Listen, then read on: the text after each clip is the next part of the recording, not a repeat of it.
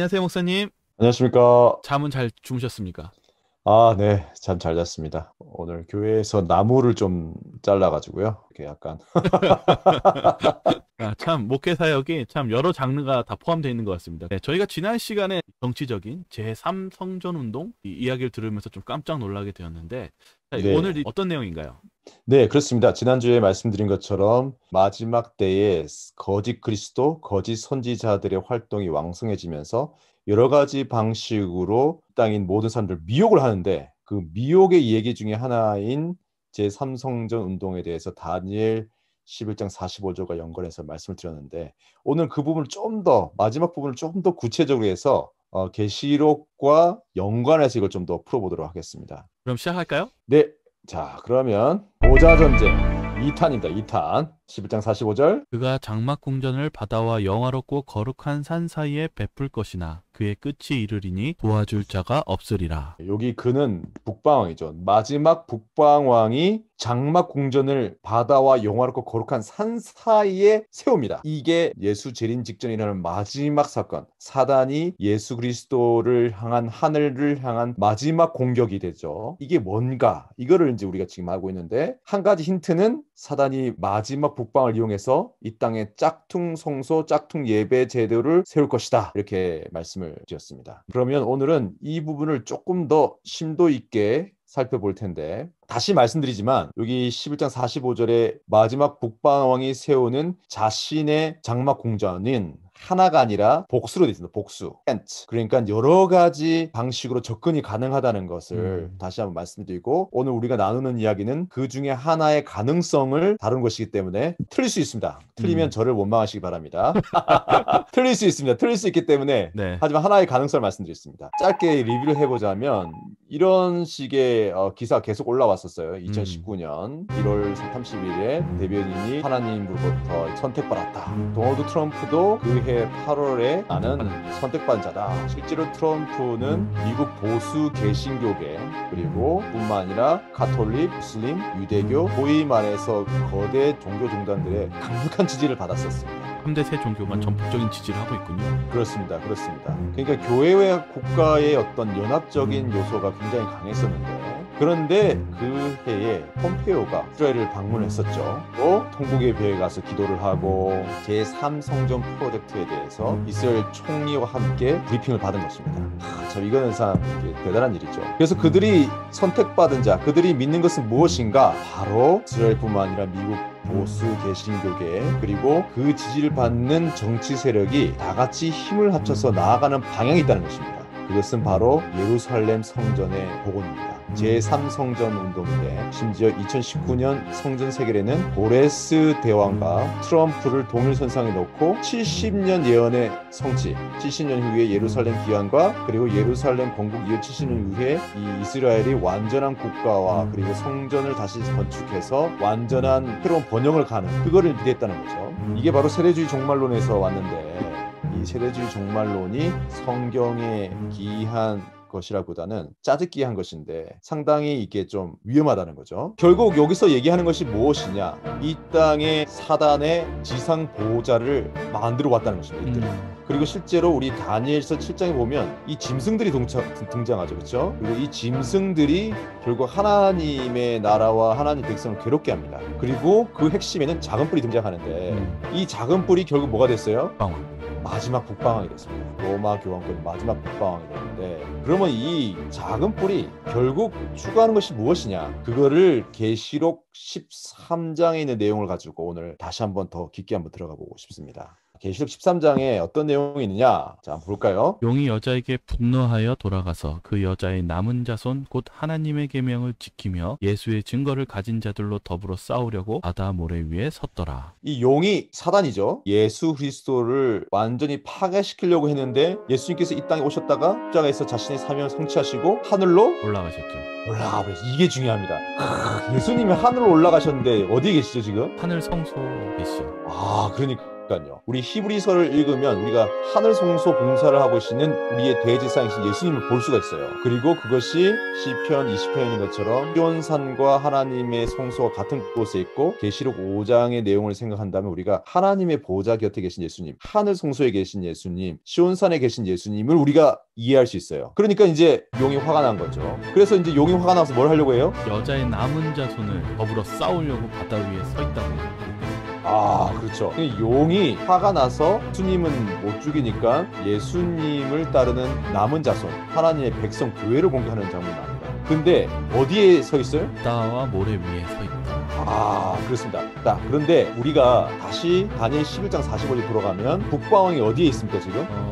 바다와 영화롭고 거룩한 산 사이에요. 아, 그러니까 여기서 지금 우리가 하나를 잡고 들어가야 돼요. 계시록 12장 마지막 부분과 13장 이걸 좀 더 다를 텐데 다니엘 11장 45 마지막 부분에 뭐가 나와요? 북방왕이 어디에 있어요 지금? 바다와 산 사이에요. 바다와 거룩한 산 사이에 있어요. 근데 계시록도 바다 모래 위에 서 있어요. 용이. 자, 그런데 이거는 이제 New American Standard Bible인데 13장 2절입니다. 여기 보면 어떻게 되냐면 And the dragon stood on the sand of the seashore. 그러니까 이게 New American Standard Bible은 번역을 하면서 계시록 12장 마지막 절을 쪼개가지고 용이 바다 곁 모래 위에 선 것을 12장 1절로 놓고 번역을 했어요. 무슨 얘기냐면 13장에 등장하는 이야기들이 뭘 기반으로? 이 용이 바다 모래 위에 서 있는 것을 기반으로 진행된다는 거예요. 물론 이게 없는 게 아니라 12장 말미에 보통 우리가 번역할 때 넣어놨는데 한글도 그렇고 네. 킹 제임스 버전도 그렇고. 그런데 중요한 건 뭐냐면 NASB에서 번역할 때 이것도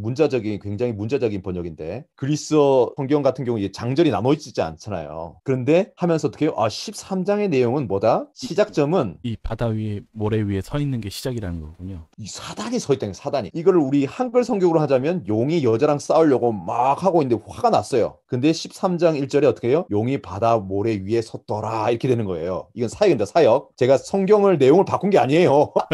오해하지 마시기 바랍니다. 이거는 장절은 학자들이 붙인 겁니다. 그러니까 이건 제가 사역을 해놓은 겁니다. 그러니까 용이 바다 위에 서 있는 상태에서 뭐 하는 거예요? 하나님의 남은 백성, 이 여자의 후손과 싸우려고 하는 모습이 이제 나오는 거죠. 그렇죠? 거기서 뭐가 나와요? 죽었던 짐승이 나오고요. 어디서 나오는 거예요? 바다에서. 장면을 자세히 보면 마치 어떤 느낌이냐면 용이, 사단이 바다에서 불러내는 거예요. 예수님이 승천하시고 나서 이 짐승을 불러낸 거예요.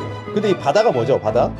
계시록 17장 15절에 이렇게 나와 있죠. 또 천사가 내게 말하되 내가 본바 음녀의 앉은 물은 백성과 무리와 열국과 방언이니라. 백성, 이거 제가 잘못 타이핑했네요. 무리입니다. 네. 무리. 제가 무리, 열국, 방언입니다. 방언. 근데 공교롭게도 이미 답이 다 노출됐어요. 바로 음녀, 큰 음녀가 물 위에 앉아 있어요. 이 첫 번째 짐승은 바다에서 나오니까 계시록 17장에서 등장하는 이 음녀와 같은 존재라는 겁니다. 바다에서 나오고 물 위에 앉아 있어요. 근데 누구의 지시에 따라서?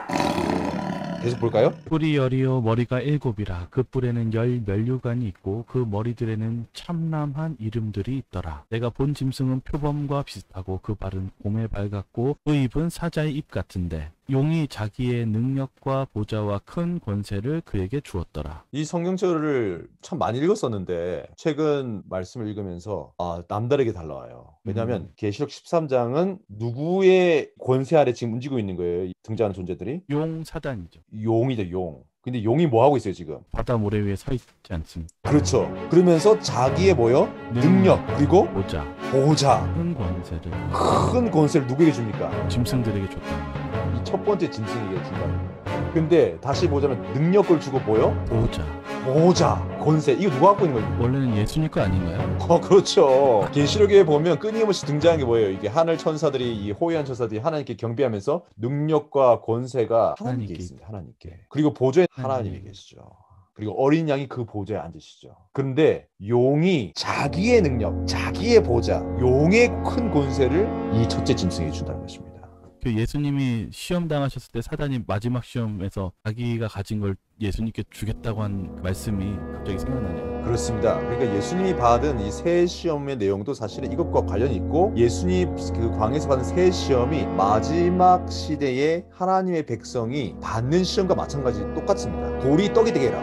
매매하는 표 먹지 못하는 겁니다. 경배해라. 이 경배 예배의 문제를 가지고 나오는 거예요. 이게 지금. 그러니까 결국 같은 얘기를 하고 있는 것입니다. 그러니까 여기서 핵심 뭐냐? 용의 능력과 용의 보좌와 용의 큰 권세를 그 첫째 짐승에게 준다는 것입니다. 그러니까 여기서 보면 이게 바다 위에서 온 짐승이 이렇게 표현되고 있죠. 또 7대접을 가진 7천사 중 하나가 와서 내게 말하여 가로되 이리 오라. 많은 물 위에 앉은 큰 음녀의 그 심판을 내게 보이리라. 네, 큰 권세를 가진 큰 음녀, 용이 이 바다 위 많은 물, 사람들이 따르는 존재를 통해서 땅에서 자기가 하고 싶은 일을 하는 거예요. 그러면 용이 자기의 능력과 보좌, 큰 권세를 준 이 그는 누구라고요? 마지막 국방왕. 마지막 국방왕이 로마 교황권인 것입니다. 우리 지난 시간에 이 사진을 보았지만 이 로마 카톨릭 교회 팁인데, 자기를 하나님으로 여기는 거예요. 많은 개신교계에서 이것에 대해서 침묵하고 있어요. 이거 참 안타까운 일입니다.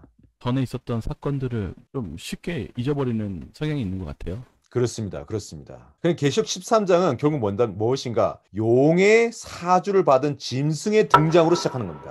용이 사단이 자기가 직접 드러나서 하지 못하니까 자기의 대리자, 인간 대리자를 통해서 자신의 목적을 지금 성취하고 있는 것입니다. 자, 3절에 어떻게 돼 있죠? 그의 머리 하나가 상하여 죽게 된 것 같더니 그 죽게 되었던 상처가 나음에 온 땅이 이상히 여겨 짐승을 따르고 1260일 예언의 끝에 짐승이 상처를 받지만 마지막 전쟁을 위해서 이 짐승이 다시 살아날 것을 얘기해 주었죠. 4절에 용이 짐승에게 권세를 주므로 용에게 경배하며 짐승에게 경배하여 가로되 용이 짐승에게 권세를 주니까 용이 짐승에게 경배하며. 자, 그러니까 여기서 지금 사단의 전략이 드러난 거예요. 용이 짐승에게 권세를 주니까 사람들이 짐승에게 경배를 해요. 그럼 자연스럽게 누구에게 경배를 하는 것이다? 그게 사단에게 경배하는 거라는 걸 의미하는 거예요. 그렇습니다. 그러니까 용에게 경배하는 것, 짐승에게 경배하는 것이 같은 것이라고 지금 얘기해주고 있는 것입니다. 그리고 왜 사단이 지금 마지막 전쟁을 이렇게 하는가? 왜 첫째 짐승을 사용해서 이렇게 하는가? 본인이 뭐 하겠다? 경배를 받겠다. 경배를 받겠다. 사단이 하나님 대신해서 경배를 받겠다. 자신이 하늘에서부터 전쟁을 일으킬 때부터 했던 그 일을 지금 하겠다는 거예요. 그러면서 누가 이 짐승과 같으니 누가 능히 이로 더불어 싸우리오 하더라. 그러니까 이 전쟁이에요. 전쟁. 그렇죠? 누가 싸운다는 거예요. 근데 누가 이 짐승과 같으냐? 우리가 많이 이런 뉘앙스의 표현을 알고 있죠. 그렇죠? 미카엘 누가 하나님과 같으냐와 비슷한 말 아닌가요? 그러니까요. 근데 이게 어디 등장해요? 다니엘 12장? 내 민족을 호위하는 대군 미가엘이 일어날 것이요. 그러니까 다니엘 11장 마지막 절에서 마지막 북방왕이 바다와 거룩한 산 사이에 자기의 장막 궁전을 펼치는 것이 마지막 전쟁의 모습인데, 계시록에서 13장에서는 그 용이 자기가 경배받으려고 이 첫째 짐승 로마 교황권을 이용해서 경배를 받으려고 해요. 근데 사람들이 뭐라고 해요? 누가 이 짐승과 같으냐? 뭐가 떠오릅니까? 누가 하나님과 같으냐? 미카엘이 떠오르는 거예요. 그리고 어찌 보면 이 구조적으로 이 지금 같은 얘기를 하고 있는 것입니다. 지금 예수 그리스도의 또 다른 이름이죠. 마지막 전쟁을 향한. 근데 이 첫째 짐승이 누가 이 짐승과 같으냐? 이 미카엘과 같은 형태의 이름 구조를 가지면서 예수님과 대항하는 이 땅에서의 가짜 그리스도의 모습을 우리에게 보여주고 있는 것입니다. 마지막 시대에 거짓 그리스도의 출현을 얘기하는데 결국은 사단은 예수님을 굉장히 부러워했나 보군요. 그러니까요.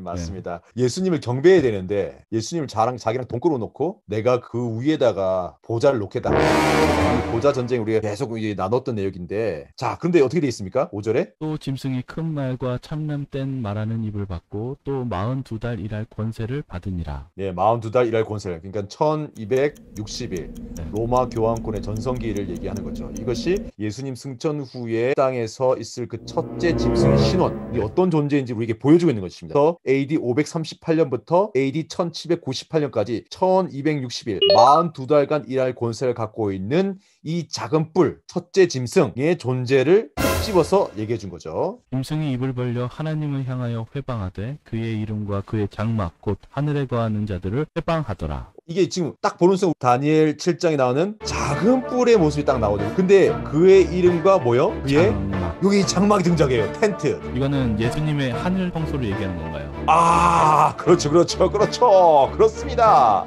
근데 이 짐승이 작은 뿔이 뭐 하는 거예요, 지금? 화가 난 것 같은데. 화가 나가지고 막 회방하는 거예요.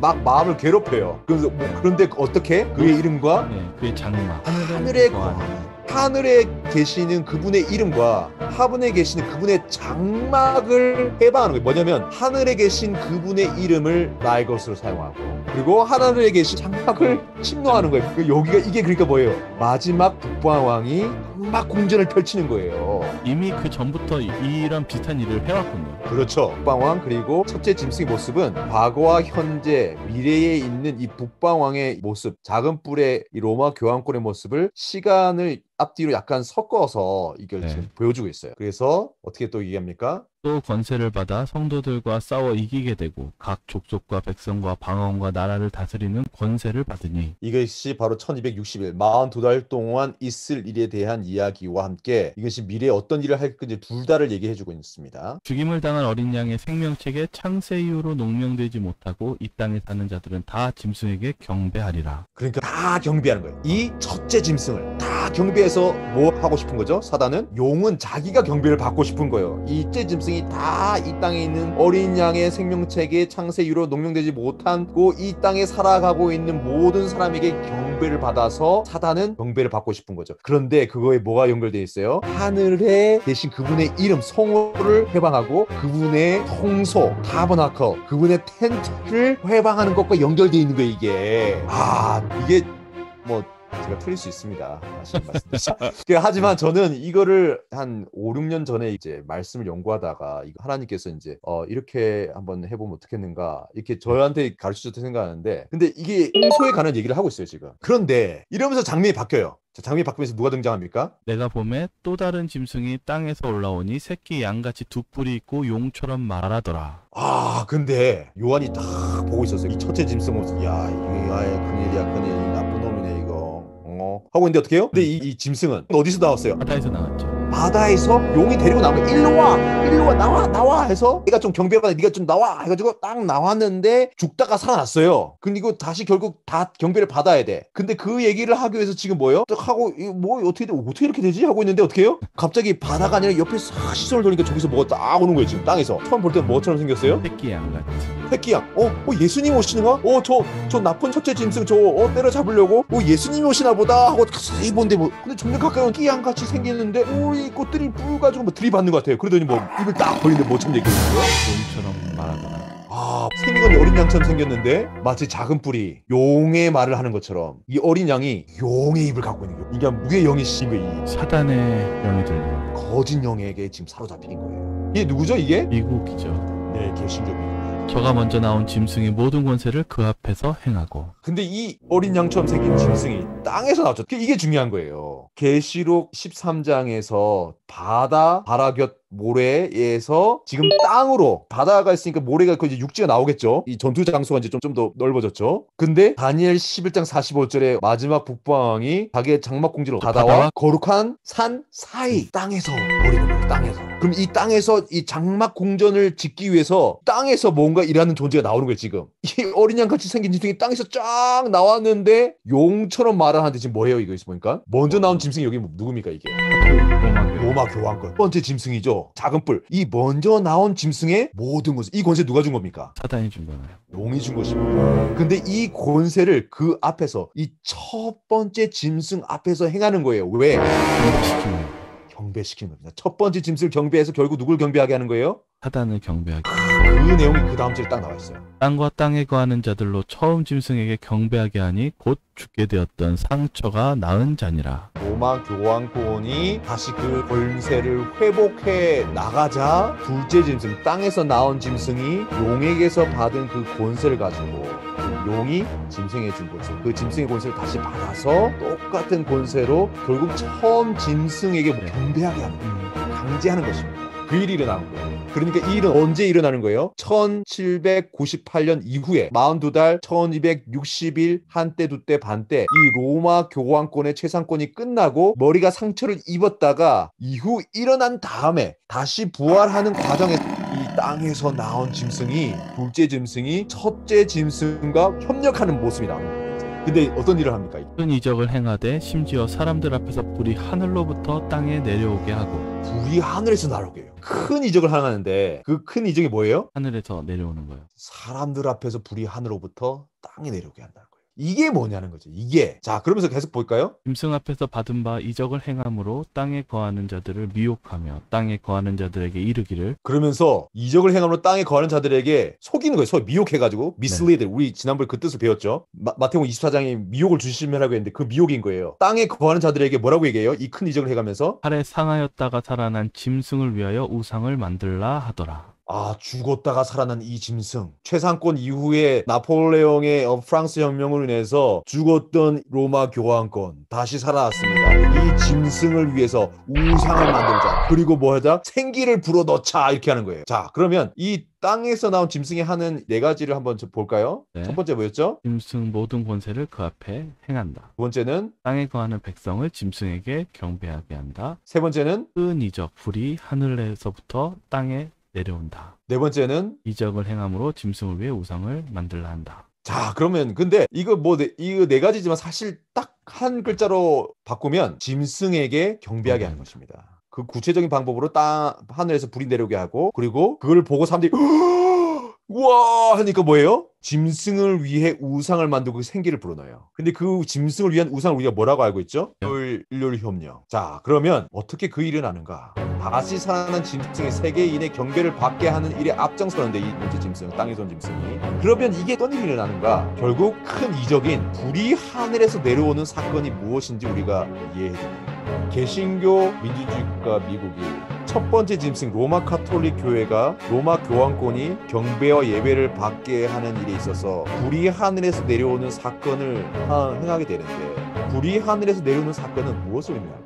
그거 한번 성경적인 용례를 찾아봐야겠죠, 당연히. 자, 보겠습니다. 먼저 첫 번째 살펴볼까요? 솔로몬의 성전봉헌. 역대하. 죄송합니다. 네. 역대하 6장 7절입니다. 자, 역대하 7장 볼까요? 솔로몬이 기도를 마침에 불이 하늘에서부터 내려와서 그 번제물과 제물들을 사르고 여호와의 영광이 그 전에 가득하니. 와, 그러니까 무슨 일이 벌어졌습니다. 이 솔로몬이 성전을 딱 건축해요.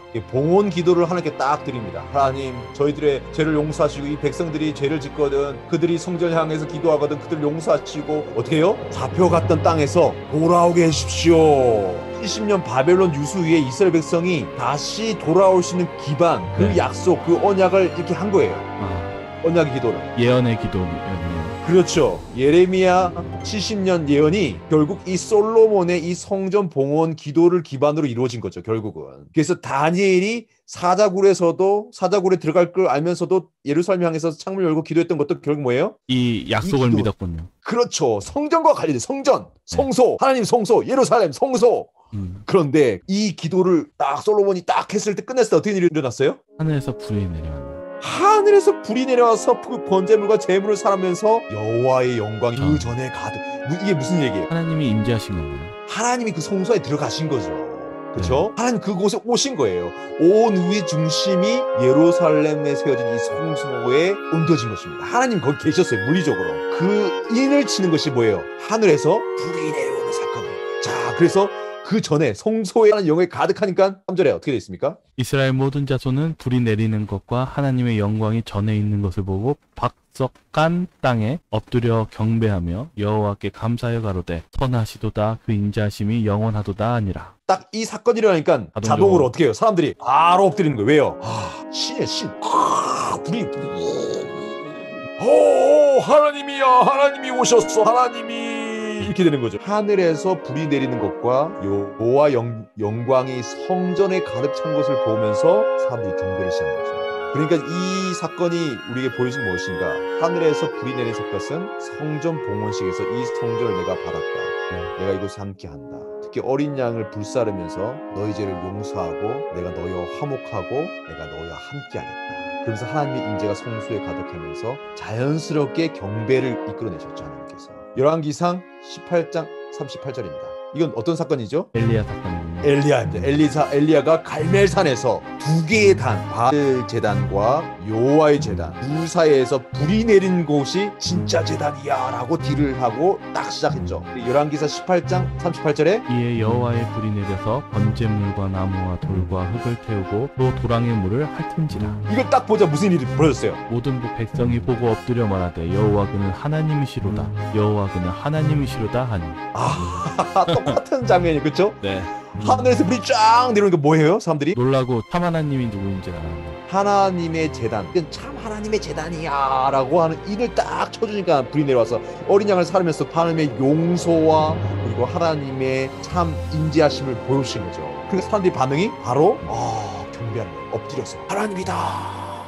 그리고 열왕기하 1장 10절입니다. 엘리야가 50부장에게 대답하여 가로되 내가 만일 하나님의 사람이면 불이 하늘에서 내려와서 너와 너의 50인을 살을지로다. 네, 불이 곧 하늘에서 내려와서 저와 그 50인을 살랐더라. 엘리야를 잡아오라고 하니까 50부장이 부사되려고 왔더니 엘리야가 뭐래요? 내가 하나님의 선지자면 하늘에서 불이 내려서 너희들 다 태워 죽일 텐데 죽일 거야. 그러니까 어떻게 해요? 불이 진짜? 하늘에서 내려.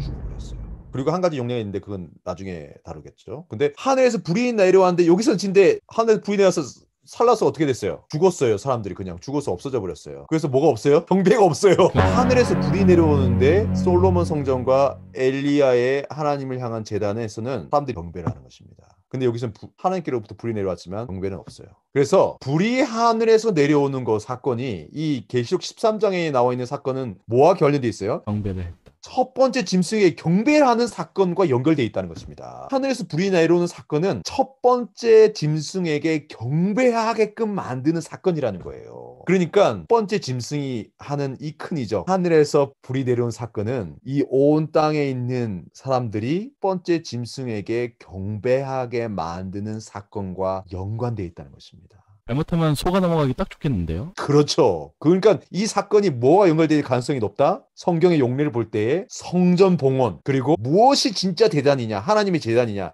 하면서 그 제단에 제물을 올려놨을 때에 하늘에서 불이 내려. 둘 다 사실은 뭐와 관련돼 있어요? 하나님의 제단에 하나님의 불이 내리는 사건이라는 것입니다. 그것이 하나님의 임재와 하나님의 참 선지자, 참 백성, 참 예배를 가리는 기준으로 등장했었고 그것을 어떻게 해요? 거짓 그리스도가 거짓 선지자들이 사랑한다는 것입니다. 마지막 때. 그래서 미혹, 잘못된 길로 인도하는데 성경에 등장했던 그 사건을 사단이 따라하는 거예요. 그러니까 거짓 선지자고 그러니까 거짓 그리스도가 등장하는 거죠. 자, 그래서 그거를 제가 한번 그림으로 한번 표현해 봤습니다.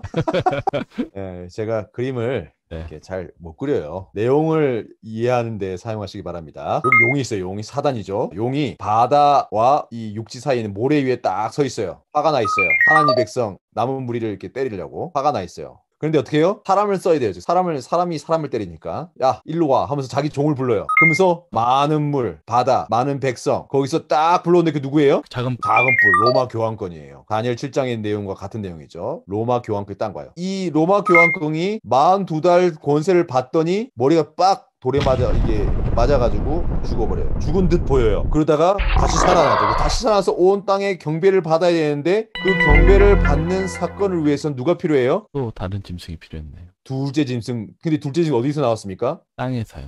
이 땅에서 나온 새끼양 같은 짐승, 순진해 보이죠? 용처럼 많은 이 짐승이 개신교 미국이에요. 근데 이 개신교 미국이 큰 이적을 행하는데 권세와 로마 교황권이 가지고 있었던 권세, 용이 준 권세와 능력과 보좌를 교황권이 갖고 있는데 그 똑같은 권세를 가지고 하늘에서 불이 내려오는 사건을 행한다는 거죠. 아, 그럼 이게 뭔가? 근데 이 장면을 좀 더 설명하기 위해서는 계시록 14장 1절도 이해할 필요가 있다는 거죠. 또 내가 보니 어린 양이 시온산에 서 그와 함께 14만 4천이 섰는데 그 이마에 어린 양의 이름과 그 아버지의 이름을 쓴 것이 있도다. 지금 보이시죠? 그러니까 이 첫째 짐승이 하늘에 있는 하나님의 성소, 텐트, 하나님의 장막에 회방을 놓고 하나님의 이름에 대해서 회방을 놓았다고 했죠. 그렇죠? 계시록 13장에. 그런데 14장 1절에 딱 보니까 어떻게 해요? 어린 양이 어디 있습니까? 시온산에 있죠. 시온산은 20편 거기 보면 시온산에 하나님의 성소가 있습니다. 하나님의 그 타버나클 텐트가 있죠. 그리고 여기 어디예요? 그가 함께하는 사람들의 이름에 있어요.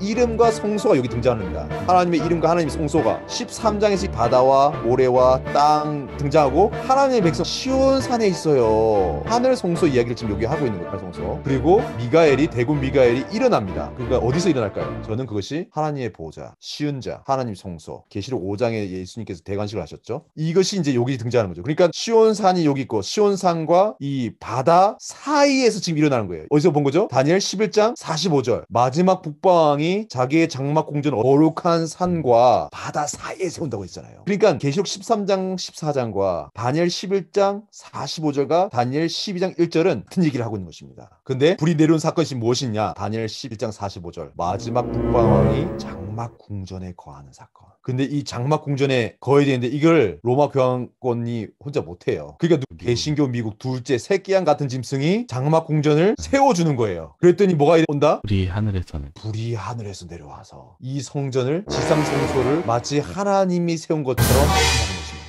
그러면 자연스럽게 뭐가 이루어져요? 지상 성소와 하늘 성소 간에 마지막 싸움이 이루어지는 거예요. 근데 하나님의 백성은 어디에 있어요? 시온산 하나님의 성소에 어린 양과 함께 있어.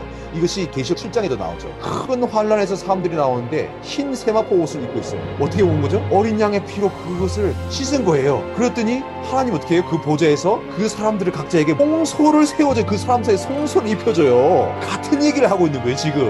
그러니까 우리 하나님의 참 백성은 하늘 성소에 들어가게 되고 영적으로 예수 그리스도의 성령께서 내 마음 안에 오시면서 예수가 내 안에 내가 예수 안에 있는 그 경험을 하게 되고, 반면에 이 땅에서는 어떻게 해요? 사람들이 지상 성소에 미혹되어서 결국 이 첫 번째 짐승 로마 교황에게 경배하게 되는, 전 세계적으로 경배하게 되는 그 사건이 이루어진다는 거죠. 그래서 결국 용에게 경배하게 되는, 그러면 인류혁명이 내리면서 이렇게 된다는 거예요. 이걸 한번 시나리오를 제가 한번 이렇게 얘기해 보겠습니다. 지금 이스라엘이 아주 시끄럽죠. 팔레스타인과 이거를 사실 지금 바라고 있는 겁니다. 지금 분쟁이 더 격화되고 어떻게 해요? 사실 세계 1, 2차 대전을 지나면서 미국과 영국을 중심으로 해서 서방 세계가 유대인들을 지금 이스라엘로 이주를 시키죠. 그러면서 그 당시 살고 있던 팔레스타인 강제로 밀어내고 이스라엘 백성들을 이주시켜서 나라를 세워줬습니다. 유대인들이 전쟁에서 나라를 얻은 게 아니에요. 미국과 영국을 중심으로 한 서방 세계가 맞았죠. 갑자기 나라를 세워준 거예요. 그게 지금 이스라엘 팔레스타인의 분쟁의 핵심입니다. 그럼 왜 미국과 영국을 중심으로 한 서방 세계가 갑자기 팔레스타인을 밀어내고 거기다가 이스라엘이라는 나라를 세웠는가? 그리고 지금도 계속해서 그 이스라엘이라는 나라를 확장시키고 있고, 그 영토의 완전한 회복에서 이스라엘의 완전한 나라의 회복을 하려고 하고, 텔아비브에서 트럼프가 예루살렘으로 수도를 완전히 공식화시켰죠.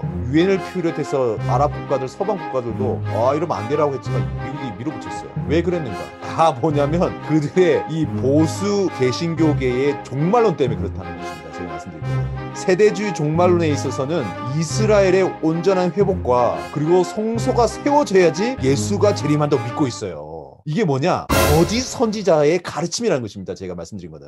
왜 트럼프가 이렇게 계속해서 이걸 밀어붙였는가? 앞으로 이런 일이 계속해서 보수 개신교계의 지지를 받는 정치 집단에 의해서 이루어질 수밖에 없는가? 유대인들의 로비를 받고, 그리고 심지어 그 배후에 로마 가톨릭 교회가 이것을 엄난리에 다 연합할 수밖에 없는가? 왜? 한 가지 목적을 향해 가고 있다는 것입니다.